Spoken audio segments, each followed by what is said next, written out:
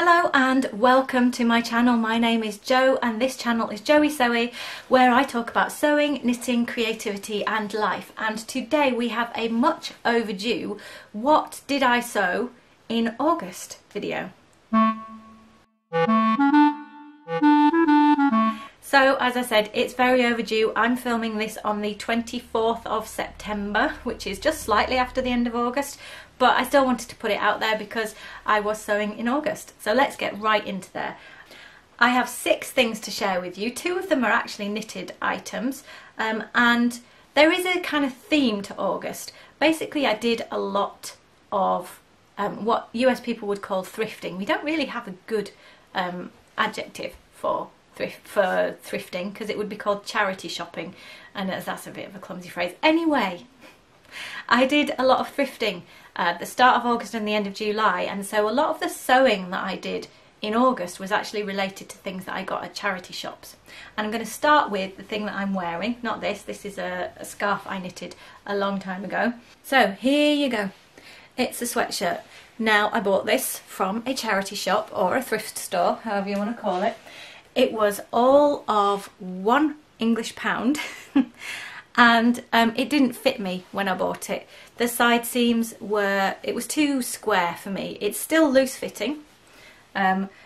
Weirdly, the arms were long enough, which is not normal, but all I did with this was basically for £1, I couldn't leave it behind because I love a spot. I just took the side seams in. So put it on inside out, I pinned it, and then I sewed it on my overlocker, and that was that. And I love it because it's a fantastic basic and it virtually cost me nothing. And if I can get something for a very low price that is fantastic, then I'm going to go for that. So there you go, that is piece number 1. Piece number 2 is also thrifting, so I will just change and show you that. Here is piece number 2.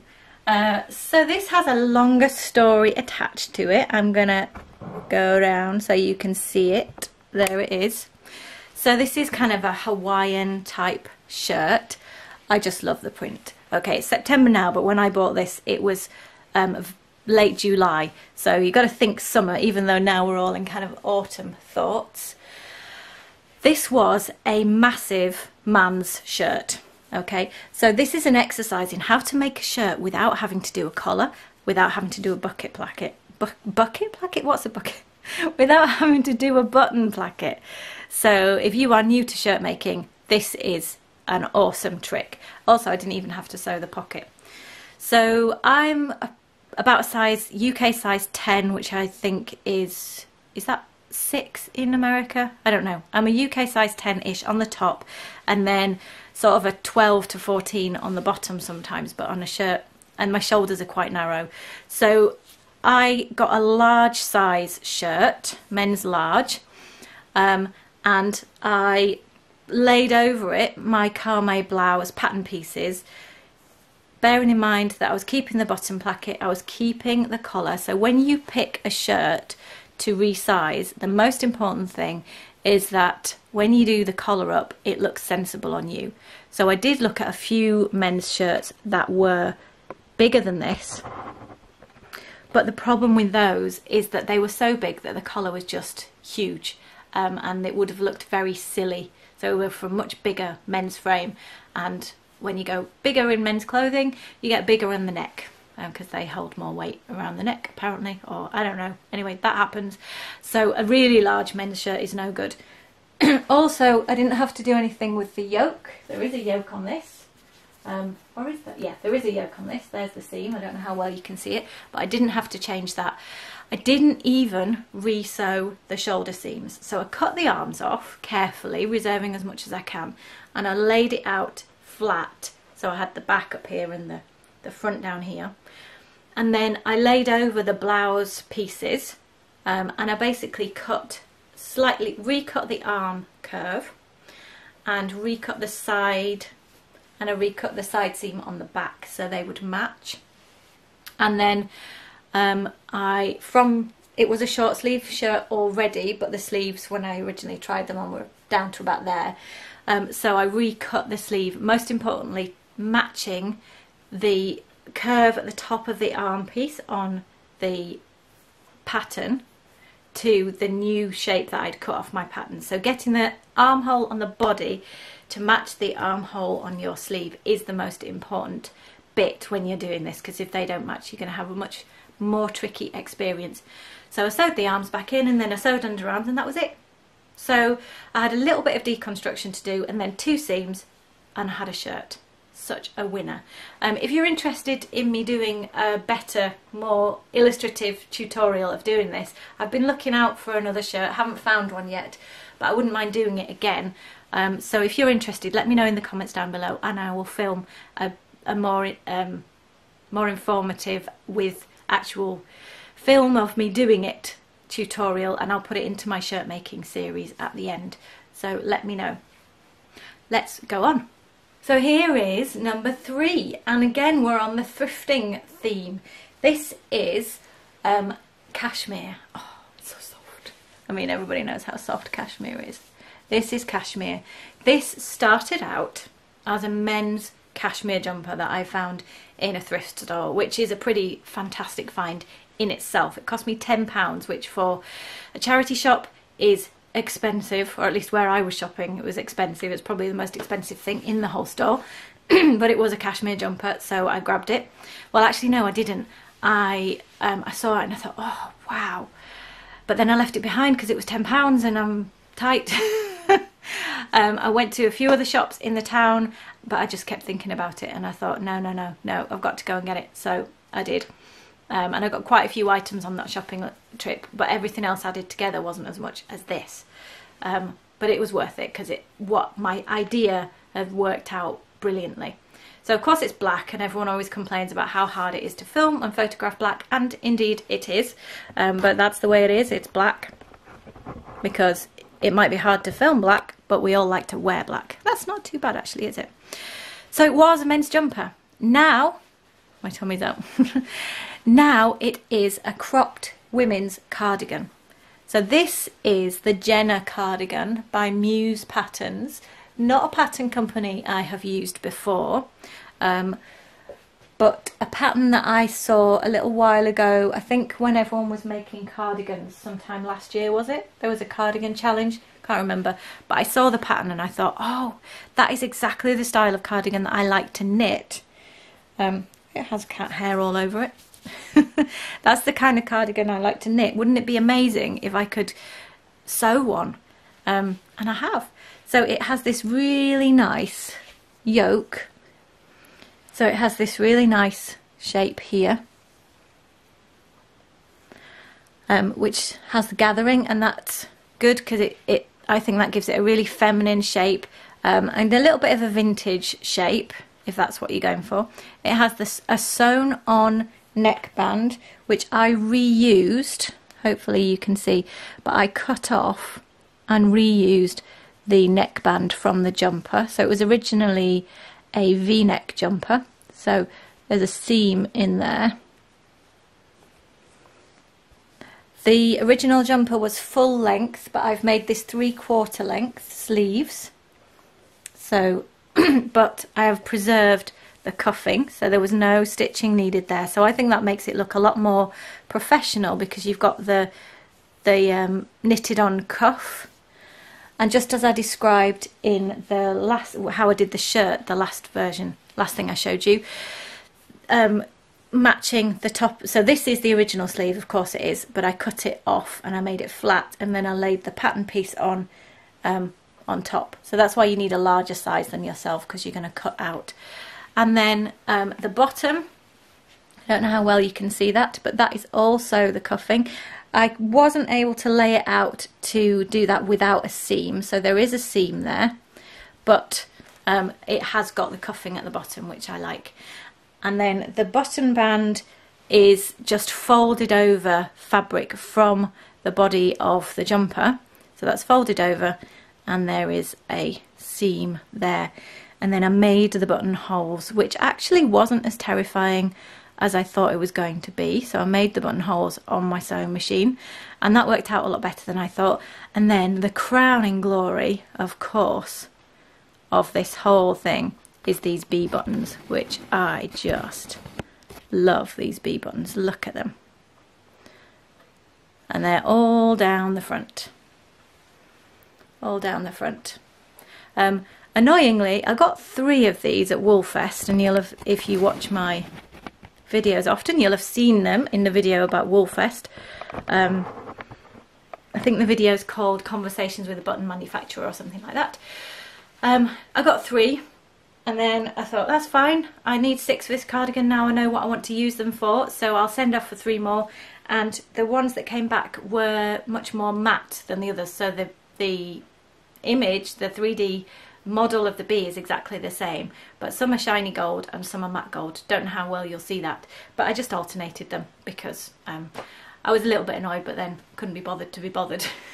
So that is my cropped cardigan, my cropped cashmere, 100% cashmere cardigan for £10, plus the cost of some buttons, which, yeah, I love this, and I was so pleased with myself. So that's make number 3 from August. Let's get on to make number 4. Here we are, make number 4. This is also using the Jenna cardigan from Muse Patterns, disappeared out of my brain. The last pattern that I showed you, the cashmere cardigan, this is the same pattern. They have a hack on their website to make it into a t-shirt, and that is what I did. So what you can see here is the same thing going on with the gathers and the gathers. Round neckband. Clearly this time there is no button band because this is a t-shirt. The sleeves are a slightly different length. The main thing I did with this was I didn't have a lot of fabric. This was in my, I think I called it a low-cost fabric haul. It was from Fabworks in Dewsbury when I went to the sewing meetup, and they had a remnant bin there where you basically took pieces out and bought it by weight. So I think this piece of fabric cost approximately £1. Bit of a theme, isn't it? But it was only about 80 centimetres long. So basically it was pretty much this long. That was everything I had. It wasn't quite long enough to make, even though this is a short-ish t-shirt, it's not cropped because I don't go there, but it's a short-ish t-shirt, that it wasn't enough length. So I cheated, and in addition to where the line should be on this pattern is here. I showed you on the cardigan, it was on the shoulder line, and then you have this like a front yoke, I suppose. I worked out how much longer I needed the back to be, and I added that on there. So that is not the shoulder seam sitting in the wrong place. That is the shoulder seam that I have added on. So the shoulder line is here, and I added myself a little bit of a back yoke. So you can see, I hope, front, back, and you can see with the stripes where the line of that join is. And so that's a really top tip, that if you have a piece of fabric that's not quite long enough for a t-shirt, then you can create some kind of shoulder yoke, and then the longest piece in any t-shirt, short sleeve t-shirt is that, isn't it, or the back. So you just need to reduce that however much you need to, and then you can use your fabric, but you can piece it. So there you go. It turned out a little bit baggier than I meant it to, and I think what I did when I was doing the hack was I think I forgot to take out the extra width that would be there for the button band. I think that's what I did. So if you go to their website and buy the pattern and want to do the hack, then just bear in mind, I don't think it was their fault. I think it was just me not paying attention. But it's still wearable. It's just a little bit less form-fitting than I'd intended, but we'll live with that. If we get hot weather again, which we will, one day. I don't know, a few months ago we were all melting.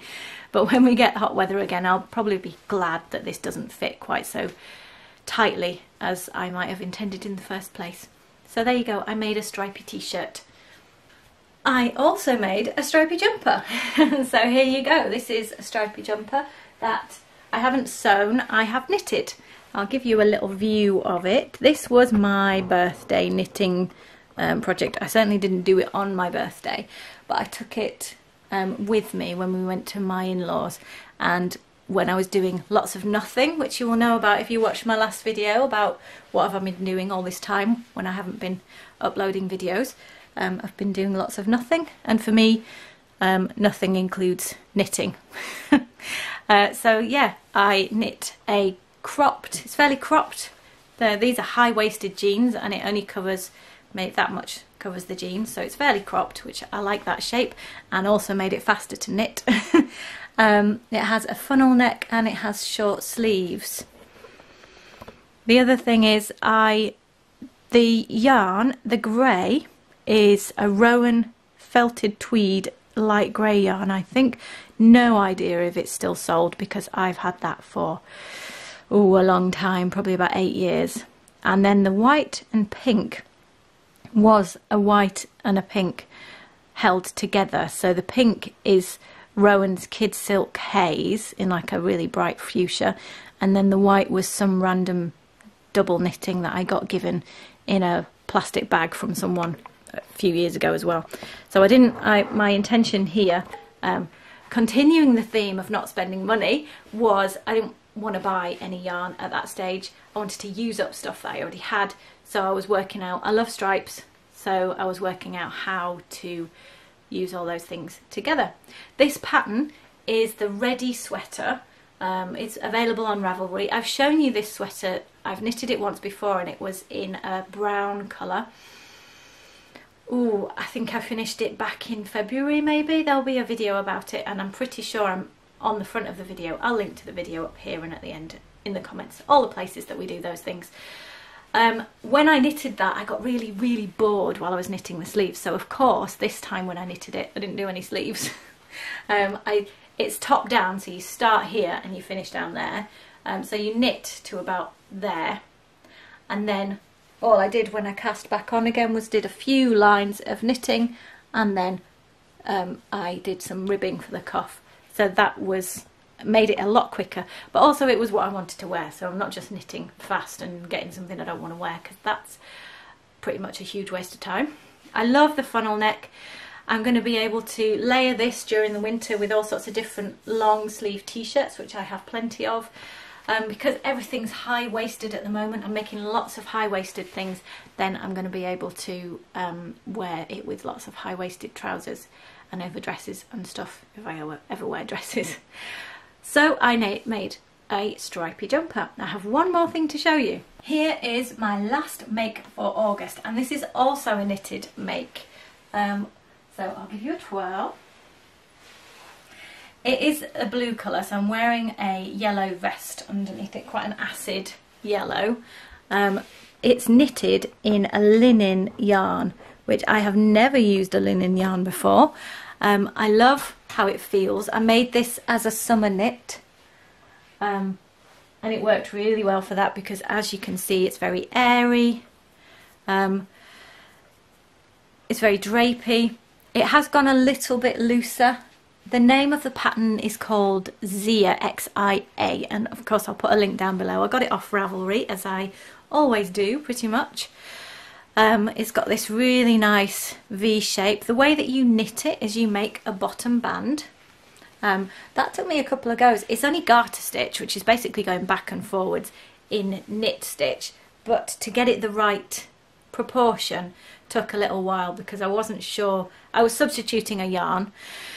And my gauge didn't come out the right gauge at the time, so I had to do that a couple of times. And then you graft on, so you pick up all the stitches along the edge here and you knit all the way up to the top. I love how this looks, how it turned out. Wearing this kind of yarn does have a downside though that I have discovered, which is it catches on stuff and it pulls horribly. So there's a spot around the back here or here where I know there's currently a thread hanging out, and it does, so it's very easily de-stranded. That's probably not a word, but it's quite easily de-stranded, so you do have to bear that in mind, that if that bugs you then maybe linen yarn's not for you.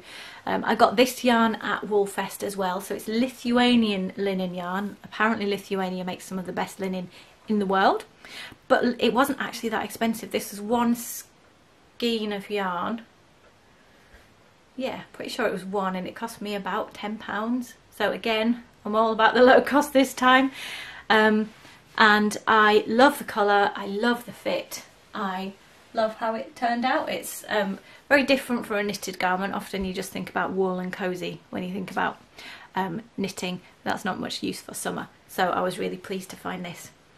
That is everything that I made in August. You will notice that it was all tops. I was in a place where I felt like I needed some more tops to go with bottoms, and I'm not going to tell you what I've done in September yet because it's not quite the end of September, but when you see that video I have done a few more bottoms. So that's kind of how my sewing goes. I do all of one thing and then I go, whoa, I've got loads of those. So then we do all of another thing. Maybe I should be more methodical, but you know, I wouldn't be me if I was like that. Thank you very much for being there. I will be back very soon with my next video, probably telling you what I've sewn in September, and I hope you're there to watch. See you again. Bye.